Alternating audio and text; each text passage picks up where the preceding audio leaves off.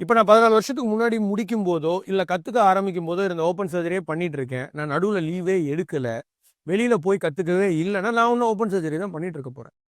நான்றத விட எங்க எல்லாருக்குமே இது பொருந்தும். டாக்டர் நடுவுல இல்ல அப்படின்னா, வெக்கேஷனுக்கு எப்பயும் போறதில்ல. போய் கத்துக்கிட்டு திரும்பி வந்து ட்ரீட்மெண்ட் பண்றோம் நாங்க. ஏன்னா, we have to stay with advances. இப்ப நான் கத்துக்கிட்டு வந்த புதுசுல சென்னையில இன்ஃப்ராஸ்ட்ரக்சரே அதுக்கு கிடையாது. ஸ்லோவா நாங்க பண்ணி, பேஷண்ட்டுக்கு புரிய வச்சு, அடுத்தது அட்மினிஸ்ட்ரேஷனுக்கு புரிய வச்சு, இங்க தேவையான இன்ஃப்ராஸ்ட்ரக்சர வாங்கி, அந்த இன்ஃப்ராஸ்ட்ரக்சர யுட்டிலைஸ் பண்ணி அவங்களுக்கு ரிசல்ட் குடுக்கணும். இத கம்பைன் பண்றதுக்கு கொஞ்சம் நாள் ஆகும். இப்போ டெல்லியில வந்து எண்டோஸ்கோபி வந்து 2000ல பண்ணாங்கன்னு வச்சுக்கோயேன். நாங்க வந்து 2005, 2006 அந்த ஒரு 3லேருந்து 4 வருஷம் கேப்ல தான் நாங்க பண்ணுவோம். ஆனா, துபாய்ல இன்னமும் பண்ண ஆரம்பிக்கல. இதுவே யூரோப்பியன் கண்ட்ரீஸ்ல வந்து எங்களுக்கு முன்னாடி 50 வருஷமாலாம் அவங்க நியூவர் மொடாலிட்டீஸ் பண்ணல. எங்களுக்கு முன்னாடி மிஞ்சி மிஞ்சி போனா ஒரு 2 வருஷம், 3 வருஷம் பண்ணியிருப்பாங்க.